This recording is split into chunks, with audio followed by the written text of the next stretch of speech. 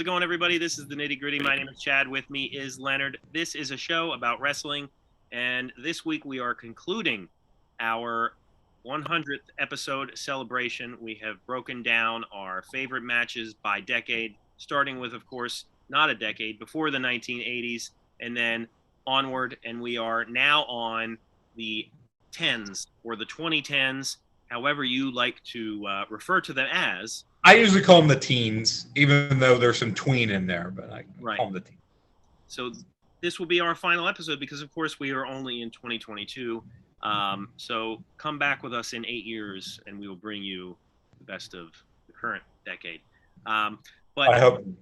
This week we are going over, like I said, the 2010s, and we will put up some graphics here to show you what our previous picks were. And as always, let us know what you think. So, Leonard, am I correct in saying that you don't have any honorable mentions for us this week? I do not. You know, we had talked last time about how during the aughts that my fan level was about the same. It stayed consistent. I would say the same for the teens, although it had dropped 2 or 3 levels. Wrestling got to the point where it was something I had on in the background. I really wasn't paying attention to it. I was playing on my phone. I was reading. I was working from home. I really wasn't paying attention to it. And primarily what I was having on was WWE. I didn't watch any NXT because it was on the network. I didn't have the network at the time, aside from a few of the big pay-per-views, which we will get to. I went through some spurts where I watched Impact or Ring of Honor, but not heavily. I mentioned how I watched AEW very early on in the beginning with them. But there wasn't really a lot from this decade that really stood out to me. I watched, I looked at several lists, and a lot of the matches, there were either things I didn't remember or just wasn't necessarily too keen on. And, the stuff that we're going to talk about, kind of when we did the pre-1980, it was like, this is sort of the stuff I found. And it was very, very similar. Well, I would say the 3 that I have were 3 that just really stood out to me. But after that, it was really hard to find a few others. You do have one on your list that I certainly would have considered, and you have an honorable mention on your list that that I probably would have gone with, but I didn't think it was. I thought it was this decade. Okay. Well, so yeah, I will add about the 2010 to 2019, and that, and it's also with the time period we're in right now that wrestling is certainly in a shift in that it's starting to get a little bit more popular now, but a lot of things are changing. The style of matches is different than it was, and some people like that and some people don't. Some people prefer more old school. Some people are embracing the way the matches are. And I think you can see that in who had like the standout matches in the decade we're going to discuss, and we'll talk about some of them.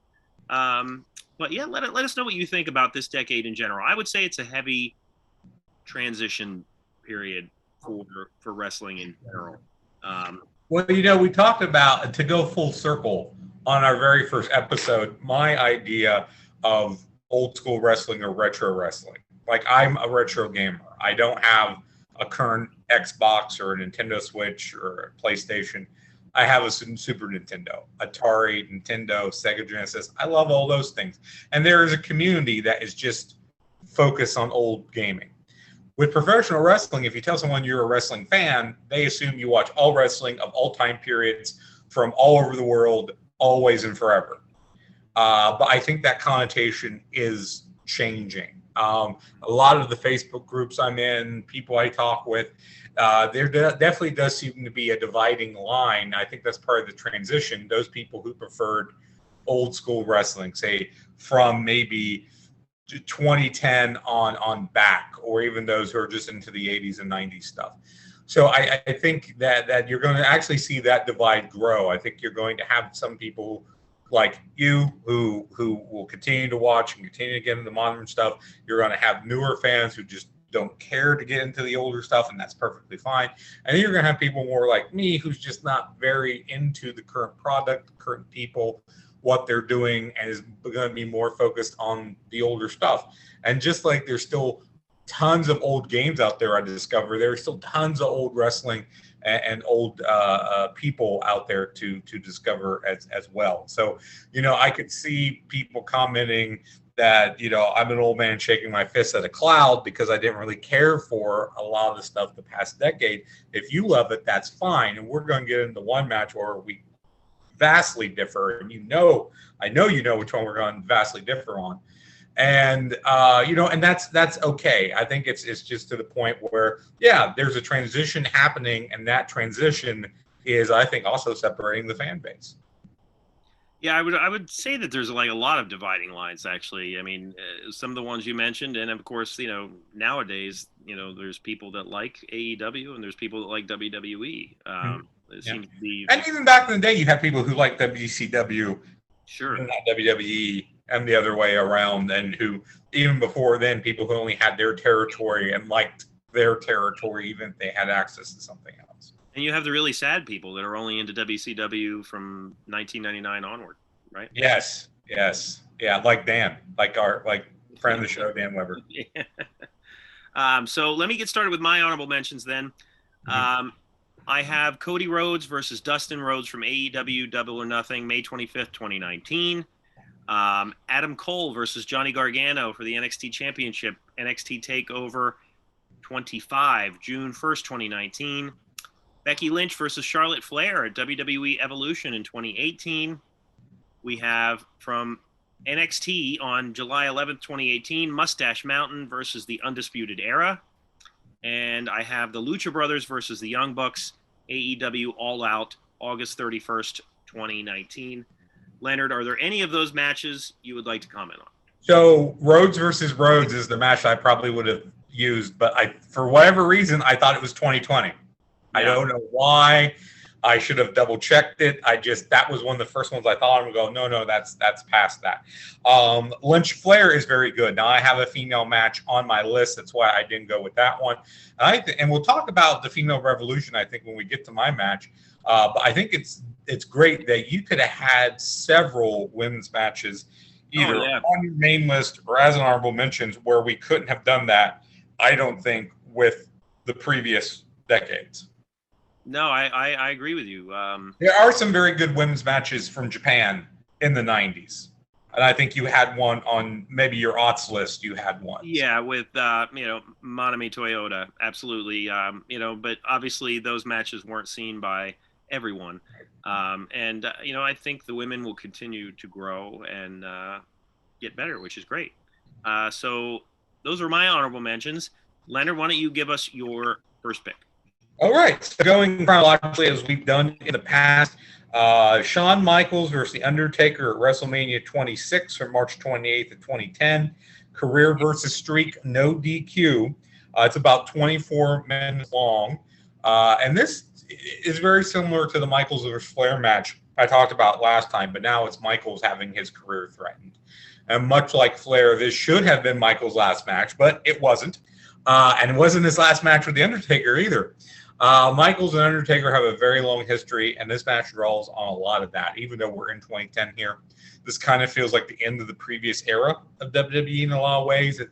As at this point, and not counting Triple H, you pretty much had the last two viable superstars of the Attitude Era going at it here. The start of the match is hot, very physical, and Michaels doing the DX chop from the corner, I think, is a great image. At this point, most of the Undertaker's feuds were of the "I respect you so much" nature. And I think Michaels could get away with "I'm not afraid of the Undertaker." Nuclear hot crowd throughout, which is split pretty evenly between the two of them. Great bumping by Michaels, great back and forth. The missed moonsault to the outside was really crazy. Taking out the cameraman, the suicide dive was a little too much. I think that would be a minus I would give to the match. All the great hits are kind of done here with them, but that's what you want to see. UT goes for the back early on, Michaels for the knee. The extended finishing sequence is super hot with so many counters, big moves being hit, and near falls. And we're going to talk about, I think, a couple of matches that have what I would call an extended finishing sequence, where you have so many finishers being kicked out of and so many big moves happening. And this may be one of the first matches that kind of built that template, or at the very least, you see that more in matches throughout the decade, where it's just not like finisher, go home, or kick out of finisher one and then you go home. It's a longer sequence.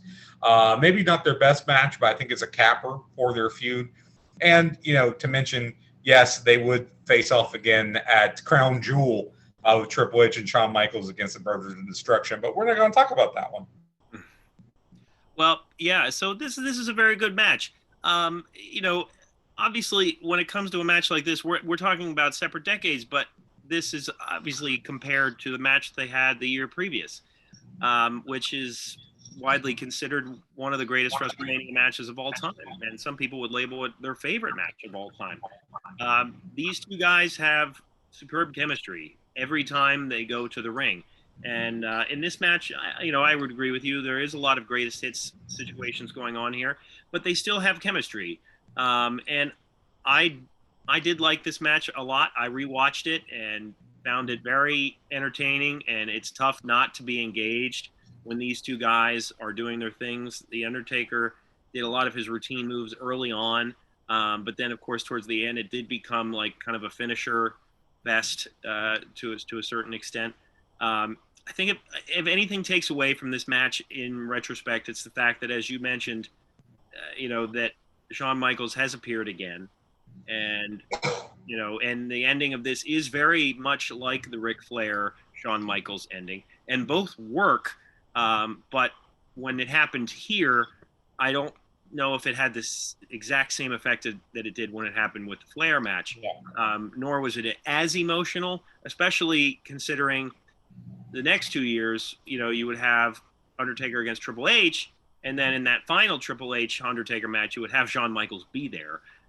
So, Shawn Michaels is clearly still around in a big way and still involved in this feud with the Undertaker in a big way. But this is an excellent match, and thankfully it went on last. They learned their lesson from the previous year when nobody could follow them. And so this wasn't for a title, but there were obviously significant stakes involved. So they had to go on last. And I think that was a wise choice. I think that on commentary, you had Matt Stryker, Jerry Lawler, and Michael Cole. And I thought that they did fine. I wasn't bothered by that. I think Matt Stryker can add some stuff to the commentary team when he wants to be, when he knows how to kind of pull back a little bit. But yeah, good match. I wouldn't rate it as their best, but that's what you said too, I think. Yeah, so, yeah. But talking of the decade, and again, the two Triple H matches versus Undertaker too was certainly ones to be considered. But I just like this one better. And again, we're going off of what we like, kind of coupled with what we think is best. Right. Well, going in chronological order as we tend to do here, my first match is from Money in the Bank, July 17th, 2011, CM Punk versus John Cena for the WWE Championship. So a little background here. This match took place after the famous CM Punk pipe bomb promo, which had everybody talking. And if I'm being honest, this was during a period that I wasn't watching wrestling very consistently. I was not aboard the John Cena train. I thought that he was very wooden in the ring, and he's had great chemistry with certain people, but I was not a fan of him being the guy. So I didn't check out wrestling a lot during this period. And when CM Punk's promo came across my news feed, I did go and check that out after the fact. And at that point, I was mesmerized. I was like, my gosh, and I don't care, how much of it was scripted or whatever. To me, it was like, wow, this is unlike anything we've seen in a long time. And I instantly was invested in this particular feud. So that was like probably the best lead up to this match that you can ask for. Put on top of that, the fact that behind the scenes, CM Punk's contract was legitimately coming up, and they used that in the storyline that if CM Punk would win the championship, he would leave the company with it. And historically, what happened was it came down to the day of this event that he signed a renewal. So that part I thought really made this a vital, urgent feud / match that you wanted to watch. Tack on top of that the fact that this is in Chicago, which is CM Punk's hometown. So the crowd is just on fire for this match. And when I talked about John Cena having chemistry with certain folks, I would say CM Punk is one of those people. He has really good chemistry with CM Punk. And in my opinion, now, this might not be popular to say now, but CM Punk can pretty much go in there and work with anybody, especially at this time when he was wrestling all the time. He does well with pretty much everybody he's in the ring with. And so he brought out the best in John Cena. And some of the other notes I had with this, so you have a weird commentary trio here. And I didn't write down who it was. I think it was Booker T, Michael Cole, and I forget who the third was. Was it Taz? Was it? I don't think it was Taz. I don't remember. I remember Booker T not being very good. I should have written it down. Anyway, it was a weird commentary trio. So I thought that this match felt different from the get-go because John Cena walks directly to the ring. He doesn't do the salute. He has a very solemn, serious face on, and he throws his shirt to a fan that already has a John Cena shirt on. So he wasn't going to have any of that ECW nonsense where they throw the shirt back at him. Like he wanted to, he was getting down to business. And on a side note, what I noticed when CM Punk was outside of the ring waiting for John Cena to finish his entrance, the person that CM Punk was standing next to on the outside of the ring was Ace Steel. So I found that to be fascinating. I didn't know that, or at least I didn't notice it. At least it looked like Ace Steel to me. So this, I found it interesting that like some of these important CM Punk moments are in Chicago, and it was also like the day after he quit that they went to, well, maybe not the day after, pretty shortly thereafter that they went to see, they were in Chicago and they had Paul Heyman come out with CM Punk's music. Yes, and that was because they were going to hijack the show, and that was brilliant. Heyman, that's a great segment right there. It was Cole, Jerry Lawler, and Booker T were the commentary team. Right. So yeah, I found that to be just a little bit odd. But this match got me back into wrestling for a little bit, and to me that's a very high compliment. I thought that this match was told in a very straightforward way, but it was told in a great way. These two guys just work really, really well together. They have Vince come out at the end with John Laurinaitis. I thought that was incorporated really well. The post-match shenanigans after CM Punk wins and the crowd just erupts with Alberto, I thought was a really cool twist. This was just an exciting match and one that you felt like you had to see, which was something in this decade, at least in WWE, I don't think that there was a lot of. So, Leonard, what did you think of this one? You told me last week you were looking at one of their matches, so that's why I didn't pick this one. They also had a really good match on Raw around the same time period. You mentioned about being in Chicago. I think it was that type of dynamic where Bret Hart was a face in Canada but a heel in the U.S. Right. Like Punk was crazy over as a face in Chicago, and Cena got even more heel heat than he traditionally did. I think this was just a really solid wrestling match overall with a nice mix of wear-down holds and submissions and bigger spots. It reminded me in structure somewhat of the Samoa Joe and CM Punk match that we talked about last week, although it's shorter by about a half hour. And I would say it's probably a little bit zippier because of that. The suplex over the rope to the floor was a great spot. The suicide dive to the outside by Punk was a great spot. The Frankensteiner by Punk was great.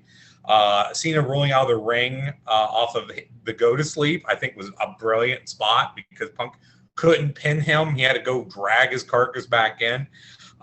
Great counters of finishers here. I think it slows down a little bit in the middle, but then you get the start. But the start and the finish are really hot, and the crowd's great throughout. That kind of carries it through. And then you had the callback at the very end to the Montreal Screwjob, and Vince McMahon and John Laurinaitis came out, and that's been done to death.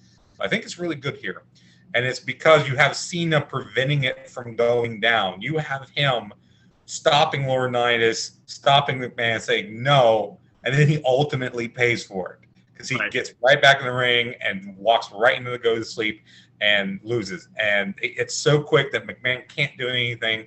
And I think it's a super creative finish that played very well off of the characters and off of the storyline that had been created. I think this is a match that I think it tells a great story in and of itself, but it also tells a great story given all the background coming into it. And I think we're going to see that with a few of the matches that we have here. I think could be said about maybe the more modern style. I think it's the idea of telling a lot of the story outside the ring, and then the good matches bring it inside, where the not so great matches I don't think does. They just rely on, hey, you watched this last week, so they don't necessarily try to tell an internal story. And again, I keep hinting, we'll talk about different things that I think will play into that. But I think this is a great match in and of itself and for everything that it brings in. All right, Leonard, what is your next match? All right. So again, going chronological order, I have a triple threat for the WWE World title from the Royal Rumble on January 25th, 2015. It goes about 22 minutes and 42 seconds. Champion Brock Lesnar defending against Seth Rollins and John Cena. Now, this is a match that we had talked about, I believe, on our favorite or best Royal Rumble matches that weren't the Royal Rumble. I believe this was one of your picks. So that's probably why it was fresh in my head when I was looking at lists of best matches. This popped up, and I was like, oh, yeah, I remember that probably because we watched it not too long ago. Triple threats, I think, can be tricky to work with the dynamics. And this had a great flow and a great mix of all three guys throughout. But when one of the guys was setting out, there was always a really good reason for it. Like in the very beginning, Seth Rollins was just letting Cena and Lesnar go at it by themselves. Or when Lesnar was so hurt on the floor, paramedics were tending to him. It just wasn't a guy laying on the floor pretending to be out for an extended period of time. There was reasons for a guy to be out, or if they were out, it wasn't an extended period. It wasn't overly long. It didn't feel. The story here really is Lesnar as the dominant champion and just being kind of nonplussed by having to deal with two guys at once. And all three guys are different style wrestlers and they have different style characters, but I think they work really well together here. I think it makes sense for Lesnar to be in the driver's seat to start, and both guys just have to find their spots. You have Cena powering up from the submission hold early on with Rollins, coming in with a springboard to break it up. I think that was a great sequence. Cena does the can't see me shtick and gets a German suplex from Lesnar from behind, which I loved. The rolling AAs with Rollins making the save for the pin was good. Then Lesnar takes a curb stomp with Cena making the save. The spear through the barricade of Cena and Lesnar is a great spot. Rollins with the elbow drop to put Lesnar through the announce table. I think it's the spot of the match. But a lot of big spots here. And even the portion where Lesnar is out, as I mentioned, I think works. And the stuff with Noble and Mercury, I thought that was a little too much. That would be my minus for the match if I would give it one. But the double AA that Cena does with Mercury and Noble on top, I think that's great. And while it probably would have made sense to maybe do a title move here, considering that Lesnar could lose it without losing it, without being pinned or submitted himself, this match was just all about Lesnar proving how dominant he was. While I don't think Cena or Rollins came off looking weak. A very good, very solid triple threat. Yeah, I mean, obviously, I really like this match a lot. I mean, I personally wouldn't put it in a conversation for decade best of, but I like it a lot. And I think that it has a really good flow with three guys. They did a really good job of balancing this as a triple threat, as you mentioned, with whenever guys were outside the ring. And I also thought that all the spots that involved all three guys went off really, really well. I thought that they made sense. And, it's like hard to establish chemistry in a triple threat with three different guys, but these guys managed to pull it off. Another one from the past was involved Lesnar. Actually, it was Lesnar, Big Show, and Kurt Angle. I want to say Vengeance, but that one also, all three guys had really good chemistry. It's really hard to do that. A lot of times these matches can be awkwardly structured, even if they are good. But this one I thought made a lot of sense. The shenanigans with J&J Security were what they were, but it provided some neat spots.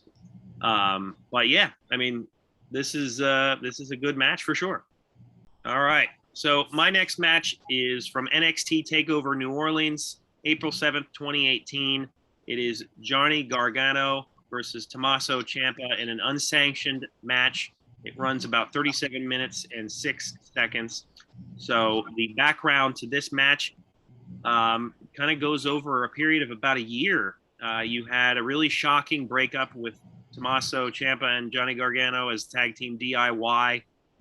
It was one of those breakups that I don't really think a lot of people saw coming, but it was really brutal the way it was executed.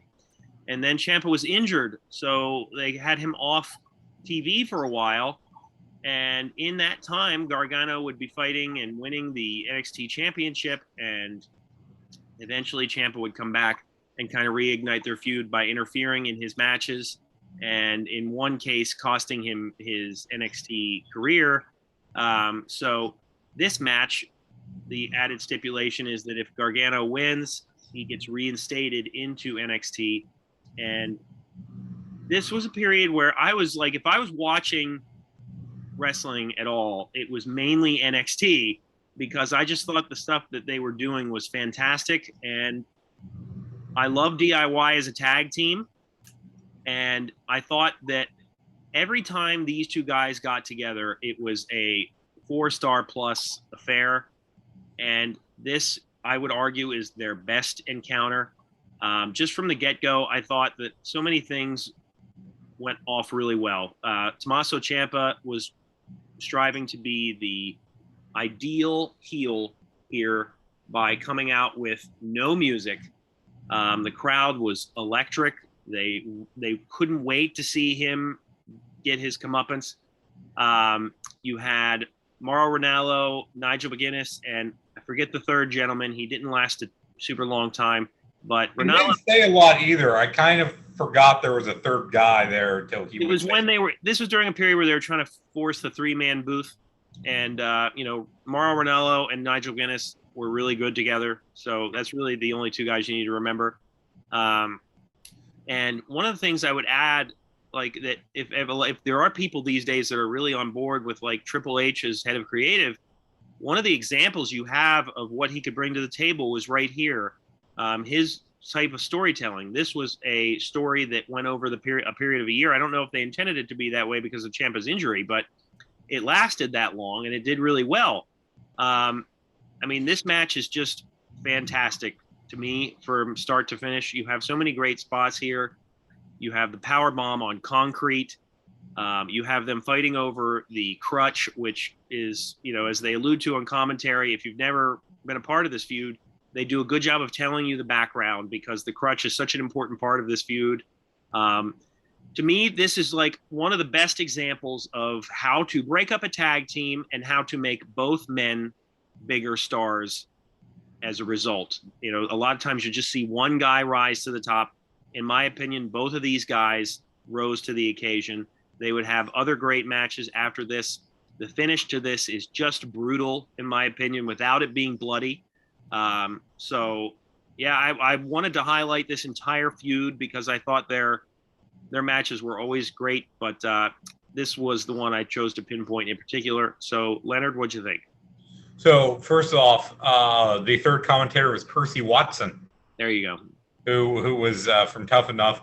Secondly, Tommaso Ciampa looks like Sid Haig on steroids. And third, I didn't know a lot about this feud or to lead into this match. This was, again, I wasn't watching NXT, and this is kind of past the point where I was catching some of the takeovers. But I get the story. See, this is why I think this was a fantastic match. And it's because without me knowing anything, I got the story very quickly. Part of it was what they were doing in the ring. Part of it was how the commentators were explaining things as it went along. Ronaldo was very good at explaining not only the background, but when certain things were done, why they were being done. So, I get this is two former best friends and tag partners who have split. And Gargano is trying to get back in NXT by winning this unsanctioned bout. I like the wild brawling from the start and the pacing. Even what I would call some of the flippy stuff is done with such intensity and with a flair of, I'm doing this because it works here. They're still wrestling within the fighting. There's a lot of brutal stuff here, and I love the facial expressions and body language of both guys, especially Champa. He really comes off, as you said, as like a quintessential heel. He could be a Batman villain, with some of the looks that he gives here. You get that they hate each other, and this walks just such a nice line between being a fight and a wrestling match if you can suspend some disbelief. The fight around the ring was good. The tease of something on the concrete pads when they were pulled up was well done. I liked overall how it was a Chekhov's crutch, if you will. Like they would introduce something and then come back to it, like the pads being pulled up and exposing the concrete floor, like the crutch. Like the exposed turnbuckle pad, like the knee brace that came off. I will say two things I didn't like about the match is the guy with the crutch was such a plant. It was way too obvious. I think because of everything that was going on, since crutches were a big part of their storyline, one of them could have brought it out, or one of them could have had it hid underneath the ring apron. And I think that would have made a lot more sense than, oh, here's a random guy, and we're going to steal his crutch. And instead of security trying to get this man's crutches back, they throw him out. Well, they escort him away from. Escort him away, but they didn't want him to get hurt. Yeah. So, and then the other thing is there was a few dead spots, 2 or 3, where it just seems like they're not selling, they're not doing anything, they're just kind of lying there, which is a huge criticism I have of current wrestling. Is that even it seems to be about spot, and in between we're not doing anything. And that's not bad here, and it's more noticeable in a later match that we're going to talk about. But there was a few spots that I felt like, sell it, do something, do slap them in a headlock. Do something there. But overall, I really, really like this, and a lot of it was about the storytelling. One thing I absolutely loved, on the submission holds when they would reach the ropes and there was no break. Yes, it's an unsanctioned match. There's no breaks. How many times have we seen in a supposed no DQ match or in a cage match or whatever that the ropes give a break? So that's brilliant. I love that. Perfect there. I love the finish. There was a couple times where I thought that has to be the finish. But the fact that they were working towards the STF with the knee brace over the face, yeah, if that's in your back pocket, I think you can blow through a couple finishes, because that's another complaint that I kind of have with modern wrestling, is that you'll have a match that hits what feels like the finish. And I think you need to get used to that. What? I think you need to get used to that. Yeah, and then it keeps going. Now, if you do something bigger, okay. But then it's just, I hit my finisher again for the 37th time, and it worked the 37th time. Or they do something that doesn't look as spectacular as a thing from 2 spots ago. This was definitely as big as you could get. And I don't mind the fast tap out here, because he's got a knee brace cutting into his face. Right, yeah. Absolutely brilliant, super creative. I'm glad you showed me this match. Absolutely loved it. Again, a couple minor quibbles, but overall, the storytelling, the character work, is great. And as you mentioned, I think this shows really the creative side of Triple H, who was in charge at the time. And I hope we get this kind of stuff with him in charge of WWE now. I think it's starting to get there. It's going to take some time. I have high hopes for WrestleMania. Yeah, as do I. So, Leonard, what is your last match? All right, so my final match is one that might surprise people. I said last week that there was an NXT match that I wanted to talk about, and it is from NXT TakeOver Brooklyn from August 22nd of 2015. It's about 18 minutes long, and it is for the NXT Women's Championship Bayley versus Sasha Banks. So there was a period where I was going over to my brother-in-law's house to watch the big pay-per-views, WrestleMania, SummerSlam. I believe this is right before SummerSlam. Survivor Series, Royal Rumble, those types of things. And I went over one day and he was like, oh, hey, they had this takeover and this was really good and we can watch it before the main show came on because I was over there early. And I loved this whole show. I thought this Brooklyn Takeover show was really good throughout. And it was maybe my first exposure to NXT. And I would say that the women's revolution really started here because it's the first time a women's match, I would say, really stole the show. And I think it solidified that women just weren't extra spectacle, but were even with any singles matches. As good as this show was, most people will tell you this was the best match on the show. It's also worth mentioning how both these women have been anchors, I think, for the WWE women's division since this time, no matter who has come or gone and who's gotten pushed or de-pushed. Of course, Banks' future with the company is still up in the air at the time of this recording. The commentators, I think, set up the storyline perfectly in the first few moments. Banks doesn't respect Bayley at all. So you have Bayley with a chip on her shoulder trying to prove herself against Banks, who might not be as driven as usual because she doesn't respect Bayley. A lot of great counters here. Very much a match of two people who know each other very well in the ring. Everything connects as the match moves on. Great back and forth action. Some dead space between moves. Again, that kind of minor complaint from me. But they, especially Banks, I think, fills that in with some character work with the facial expressions and with some selling some different things. There's a part where Banks is just verbally berating Bayley, and she comes back with a kick to the mouth. That's a great moment. The work on the hand, tying into having had a broken hand. That's great. That's great storytelling. That's a callback. The bank statement reversal is such an awesome moment. It's well sold by both. The reverse Frankensteiner was a crazy spot. And again, great ending because this was built for Bayley to go over, and she does. And I think it's very important to have a women's match, on my list. I love a lot of the stuff they've been doing. If it wasn't this match, I probably would have found another one. But I think this one, again, like I said, I think it's a milestone because for a lot of people, despite what they were doing up to this point, I think this is the match that kind of made people wake up and say, oh, hey, there's something going on with the women's division. Well, I would argue that the NXT women's division was doing a lot of great stuff already, but this match is excellent.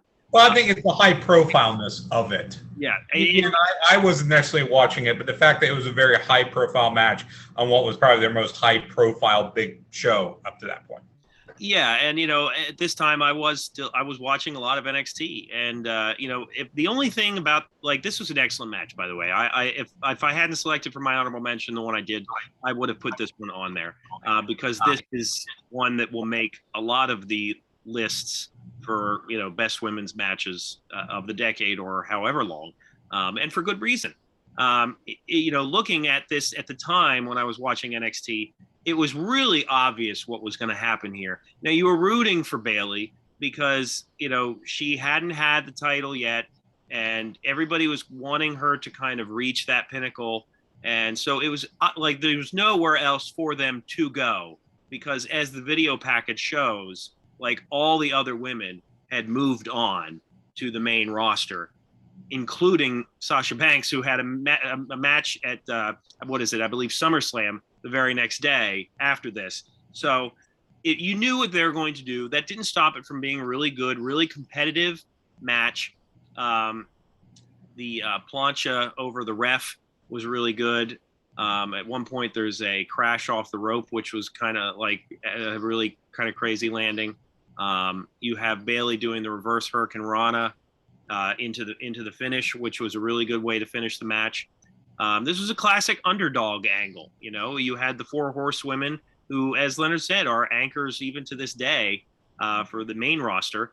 And so that was the storyline going into this. This was the happy Bayley with the floaty things that at the beginning of each match.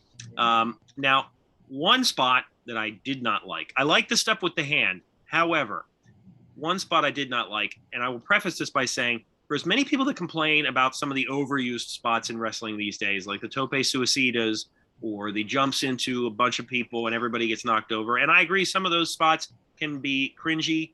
I'll say this about spots in general. I like spots when I feel like they add to a match. Anytime anybody does a hand spot in between the stairs and the ring, I like immediately roll my eyes, because in no semblance of reality has it made sense yet, where somebody has their hand there and they don't just immediately remove it. like show me that person can't remove their hand in any way. Show me how that hand is actually stuck there, but they can't. They just have to pretend that it's stuck there. And to me, it looks so stupid. Like, they were doing really good hand stuff around this. But when somebody, and this has happened with the guys too, not just the women, like whenever anybody has their hand or their arm stuck in stairs, it's like, oh my God, like, this is so stupid. Like, there's no, like, it's not locked there. Like, you know, anyway, that's a minor quibble in what was an otherwise really, really good match. You know, I don't know if you mentioned the time. It's about 18 minutes. 18:22, yes. Now you sound like me. Let's take this little minor thing and flip out about it. You know, I didn't really notice that because I guess it was just, oh, yeah, I guess you did play it off like it was stuck when it naturally wasn't, where I was kind of thinking of, oh, she's just tired or she doesn't have enough Baszler does it a lot to push it. But yeah, now that does it a lot, like her arm work. Like, Shayna Baszler will twist the arms, and then the person will have to like lay there on the mat with their arm twisted in a certain way, waiting for her to jump up and stomp it. And like, it's sick looking when she does it, but like at the same time, it's like it only takes 1 second for that person to move their arm. Anyway, yes, we're carping, but this was, to me, a very good pick. So, in any event, my last match is in chronological order. It was also from 2018. June 9th, 2018. It is New Japan Pro Wrestling Dominion 6.9 in Osaka Joe Hall. And so let me preface this by saying the first time I probably watched this match, it was probably because I just Googled it, and it was probably the Japanese commentary. Nowadays, I have a NJPW World subscription, and one of the benefits of that particular streaming service is that you can get certain events and matches with English commentary. And for those who do not know, Kevin Kelly does the English commentary for most of the New Japan stuff. In the case of this match, this was the first time I watched it with English commentary, and it was Kevin Kelly with Don Callis. Which, you know, Don Callis was not a regular addition to the commentary team, but him being associated with Kenny Omega for a long time, he was involved in this particular commentary. So I just wanted to add that I sent Leonard a link to a video, and I actually don't know if it was Japanese or English commentary. It was English commentary. I'm not sure if it was Kelly and Callis, but it was English commentary. Okay. Well, then, okay. Good to know then. So this match clocks in at 1 hour, 4 minutes, and 50 seconds. So this is a very long match. And the background leading up to this is that Okada has been the IWGP champion for 709 days. He has had 12 title defenses. And the record between these two guys leading up to this is 1-1-1. So this is kind of the culmination of their feud, which has lasted a long time. Obviously, in Japan, they will look at these feuds and matches more as a athletic contest rather than, you know, storytelling and sports entertainment. Having said that, there are background stories leading up to this. You know, Omega being associated with the Bullet Club, and so on and so forth. So there is that stuff in the background, but by and large, this is just about competition and wanting to be the best. And this was Kenny Omega's first time becoming the IWGP Heavyweight Championship. He was the first Canadian-born talent to accomplish this goal. He was the 66th champion overall. And this is one of the only match that Dave Meltzer has rated 7 stars. And we could get into, on a separate video, the oddness of Dave Meltzer's star ratings. That's for a different time. It's just a matter of highlighting the fact that he thought this match was very, very good, obviously. And I thought it was very, very good as well. To me, this match was never boring. It was 2 out of 3 falls. I hadn't mentioned that yet. The first fall, you had a roll-up reversal, Okada winning the first fall. Second fall, you had Kenny Omega getting his finish, which is called the One-Winged Angel. And then the third fall would have Kenny Omega getting the One-Winged Angel again. I forgot that there was a Styles clash in this because obviously AJ Styles was in New Japan for a long time. Well, not a long time, but a highlighted period anyway. So this was a big feud. I personally think that this entire feud was great. There was never a moment where these two guys got together where it wasn't great. And it's a really intense, stiff match. They have a lot of high spots. To me, those high spots added to the match, as I said about in the when we were talking about the previous match. I thought that these guys showed that they could work a slower style, but they could also work a stiff style that concentrated more on striking and finishes. I thought that the 2 out of 3 falls match, I don't know that there's a lot of 2 out of 3 falls matches in Japan, but I thought that this one worked for what it was. A lot of times they'll just go an hour. But yeah, I have mentioned before that I'm a big Kenny Omega fan. I know that Leonard is not. I have no idea what Leonard's opinion is on Okada, but I can only imagine what you're going to say about this, but I thought it was great. To me, I would put this as my top match of the decade. But Leonard, take it away. It's an hour and 4 minutes of my life I will never get back. I hated this match, and I know that makes me the worst person to ever live. I wouldn't go that far. But if you compare this match to some of the others that we've talked about, particularly the 1 hour matches like Flair versus Steamboat and Punk versus Owens and Champa versus Gargano that we just talked about tonight, I think this really pales in comparison to the 3 of those. And most of those matches we talked about, it's about the story being told. And I didn't get a sense of a story being told at all. All the background stuff doesn't matter. Again, I didn't quite get that like I got with the Gargano Champa match, but the story, the match itself wasn't really telling a story. It felt like I was watching a video game come to life. And I know that's a criticism that people do give to Kenny Omega. It was just doing moves for the sake of doing moves, but there didn't seem to be any connection. The selling, I thought, was really poor. I don't consider just laying around or grimacing for half a second to be selling. There's one point where Omega takes a shot to the ribs, and the commentator is talking about, he may have cracked his ribs on that one, and he's holding his lower stomach. That's not where your ribs are, you fucking idiot. I don't see. I'm so worked up. This match is so terrible. I'm enraged by it. Because of the lack of story, I think the pacing felt off, and there wasn't much of a flow.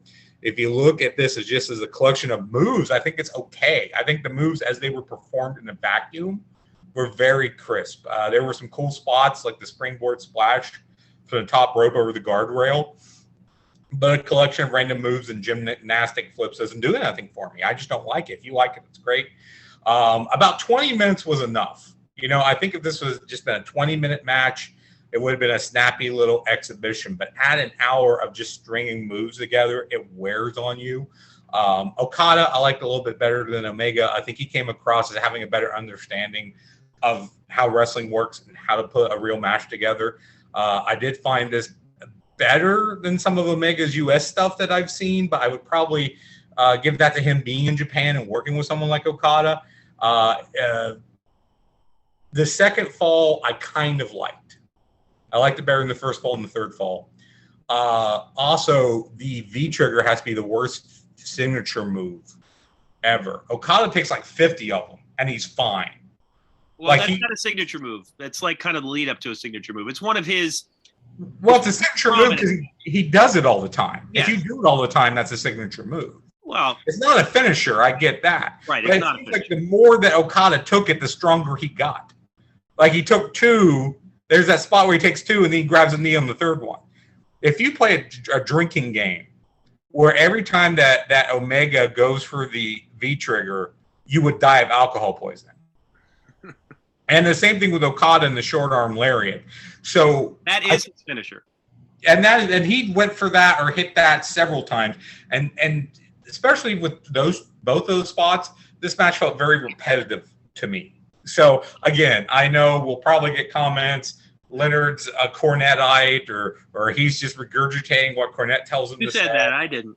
Or I know. but I think if you watch the match as I did, and I'm going to be honest with you, I went into this and I wanted to like it. I was like, you know what? I hope I really like this match. And I didn't. I just did not. I think everything that I don't like with modern wrestling is here. I found the match very repetitive. I found it just to be a string of moves. I didn't find a story being told. I didn't find characters being developed. It was just how cool can we look doing these things? Well, I mean, you're certainly entitled to your opinion. It's just my opinion. It should be stressed. That's not fact. It's just how I feel about this.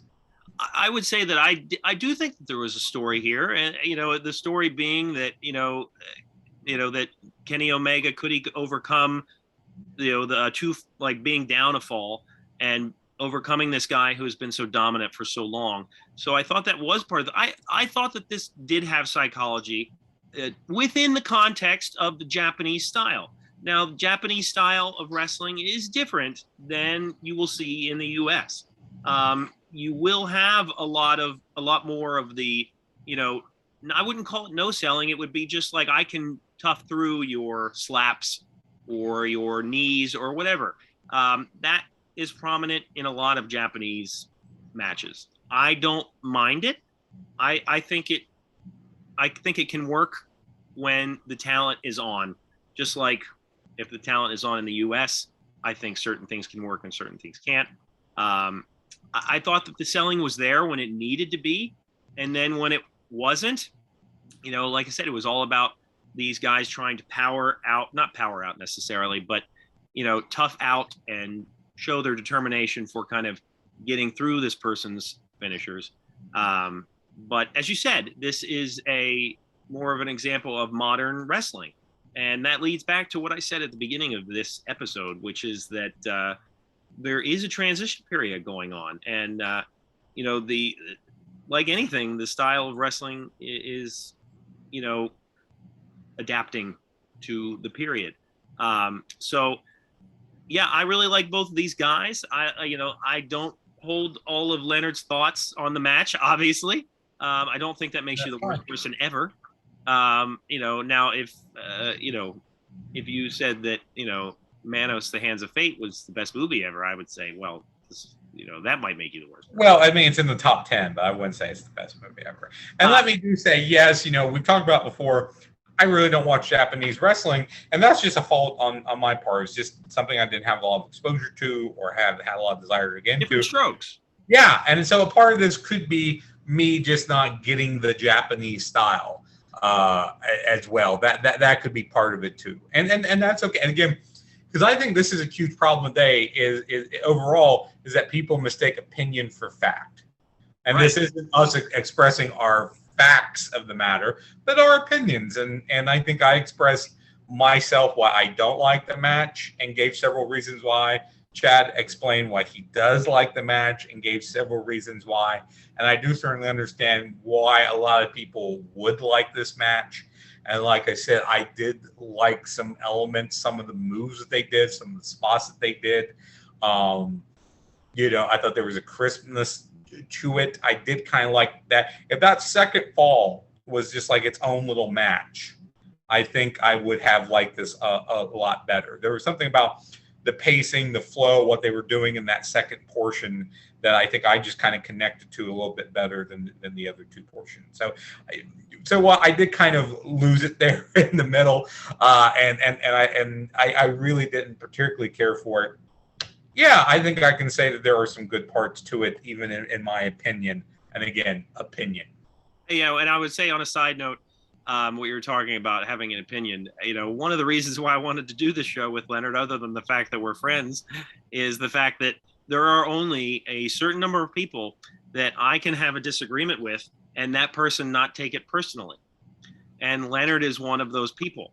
Thank you. And I stay connected to those people because a lot of times in life, if you disagree with somebody, you can tell when they will get offended and when they take things personally, and then they don't want to talk about it and it becomes awkward. And I do think that that's kind of sad, in not just in opinions about anything, really.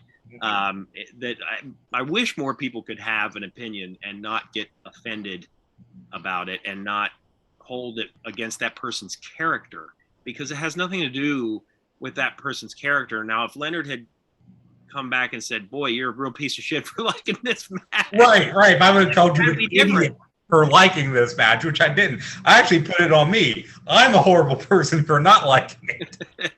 So, like, that would be different, but like that's just But yeah. So anyway, please let us know what you thought of our picks. There were a lot of matches from this decade that I would have liked to have mentioned, or matches that I hadn't watched yet. But I liked doing this series of episodes specifically because it introduced me to some matches I hadn't thought of before. And same thing with me. Right. Again, me of matches. I loved Gargano and Champa, and I'm glad I was able to see that. And even in a way, I'm glad I can say that I saw Omega and Okada. This is a great match that everyone talks about being a great match. And while my opinion of it is not up there, I can say, oh yeah, I've seen that now, and here's what I thought of it. Right. Absolutely. Well, so let us know if you thought we missed any picks or that one of our picks was bad or whatnot. And for Leonard, my name is Chad. We will see you next time. And Alexa, see you out.